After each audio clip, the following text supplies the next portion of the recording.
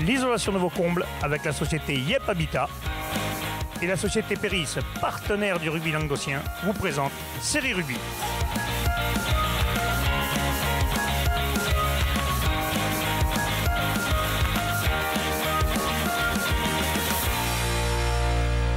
Bonjour mesdames, messieurs, bienvenue à Série Rugby, votre émission sur rugby amateur de la 4e série à la Fédérale 1. On est jeudi, vous le savez, le jeudi c'est le MAG. On va vous présenter un club du côté de Perpignan, un club catalan, le club de Pézilla, à Pézilla-la-Rivière, où on retrouve notre ami Babe, le petit cochon, dans la prairie.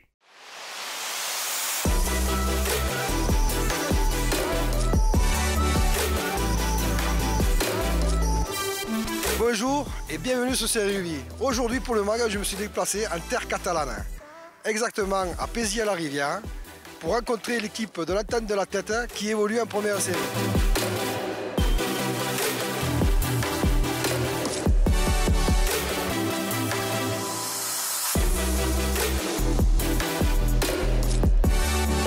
L'Entente de la Tête, c'est 6 villages, enfin il y a 3 vraiment les plus importants.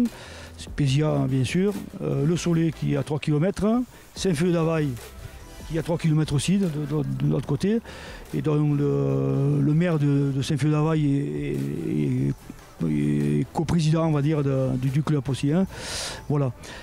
Et après ces 3 villages autres qui sont pas loin non plus de Pézilla, qui sont moindres quoi on va dire. Hein. Voilà. L'historique déjà c'est un club qui est plus que centenaire puisqu'il a en 1908 il a été créé. Donc ça fait 110 ans, hein, 110, 111 maintenant. Voilà, avec des hauts et des bas. On a atteint le Fédéral 3, on est monté en Fédéral 2. D'ailleurs, la structure veut que si on a une grosse structure sportive, c'est grâce à ce niveau qu'on atteint. Quoi. Maintenant, on est redescendu. Maintenant, voilà, hein. C'est le creux de la vague, on va dire. Voilà. Et on est prêt à remonter. On fait tout pour remonter. Quoi.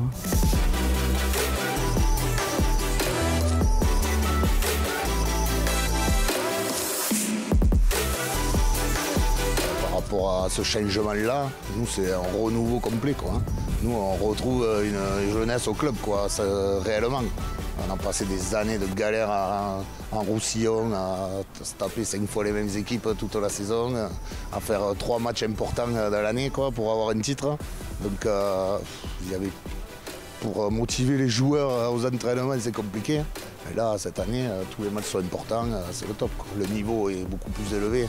Donc nous, automatiquement, déjà, on élève notre niveau aussi. Hein.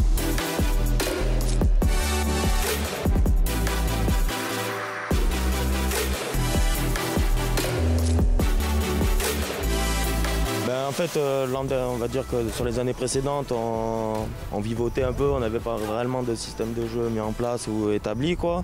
Même si on essayait de faire des choses, mais après avec un championnat que tu n'as pas forcément d'intérêt à les gagner tous les week-ends, donc tu ne te remets pas forcément, que ce soit les joueurs ou un peu tout le monde, le club en général, tu ne te remets pas forcément en question, donc tu n'avances pas réellement. Et là c'est vrai qu'avec ce championnat, il n'y a que de la progression. Regarde, au début de saison, on prenait 40 points contre tout le monde. Et au fur et à mesure des matchs, on n'a rien lâché. Déjà, le groupe n'a rien lâché et a continué de travailler ensemble et pour monter au fur et à mesure des matchs. Quoi.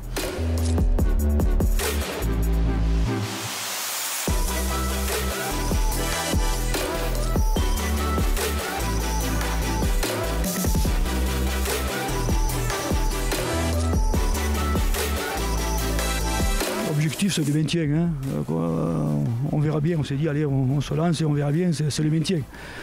Et puis là maintenant on cherche la qualif, hein, ma foi, même mathématiquement c'est possible. Ça va être compliqué, hein, ça va être compliqué. Ça, on en est conscient quand même, parce qu'on est dans un mouchoir de poche avec toutes ces équipes là, on est 4 équipes là vraiment, ça va être compliqué pour tout le monde. Voilà. Le seul pour souci, un petit message à M. Doucet peut-être, c'est les transports. Le budget transport est énorme pour un club, voilà, pour un petit club. C'est bon, voilà. Après il y a toujours un petit hic là, et ça c'est compliqué, c'est un budget assez important quand même.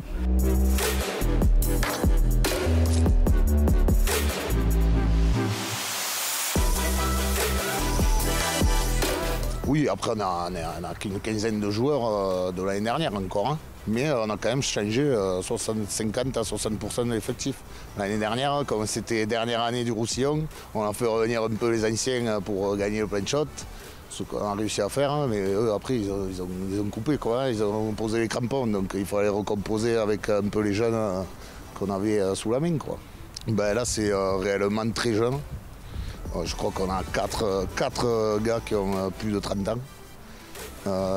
Dimanche dernier, ou il y a 15 jours, la moyenne d'âge était de 23 ans sur le terrain. Donc voilà, on a des talons, des piliers de 18 ans, de 19 ans, des secondes de ligne de 18 ans. Non, voilà, on a renouvelé. Ouais, mais complètement. Après, on a réussi à faire revenir pas mal de jeunes qui étaient ailleurs et qui ont déjà goûté à l'antenne de la tête, quoi, qui étaient à l'école de rugby ici. Donc on a réussi à les faire venir, c'est un peu tous la même génération, donc c'est pour ça que aussi le groupe est sain et tout le monde se connaît, et ça c'était que du positif quoi du coup. Là réellement cette année, les premiers matchs quand on a vu comment ça joue en face, on a dit aïe aïe aïe, et là il faut changer. Enfin, on avait déjà ça en tête de jouer comme ça, mais donc il faut aller un peu le temps pour s'adapter. Je pense que c'est ce qu'on a fait pas mal quoi, vu l'évolution du groupe.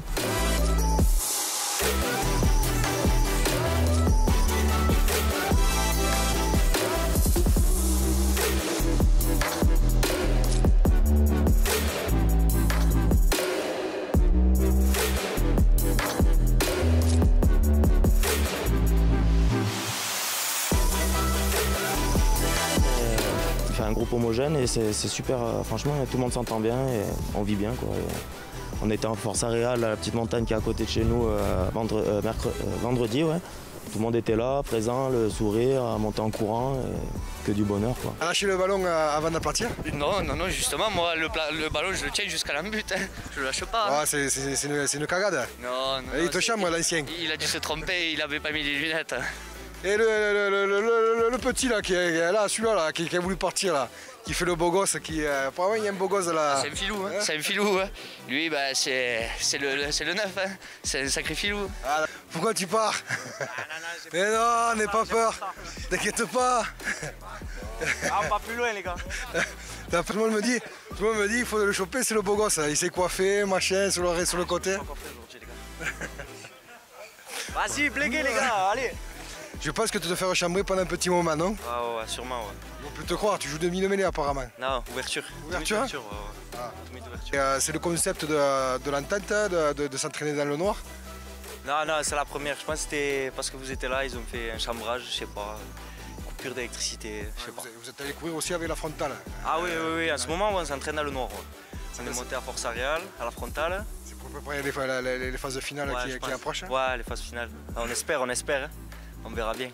Cette visite en terre catalane m'a permis de découvrir une tactique très spéciale, un entraînement sans lumière. Je vais voir maintenant au clubhouse s'il y a d'autres surprises.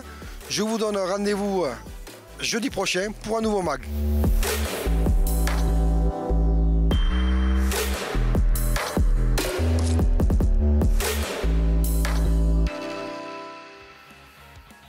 Mesdames, Messieurs, j'espère que ce reportage vous a plu sur le club de la Tête Pézilla, le club de la famille Porrical.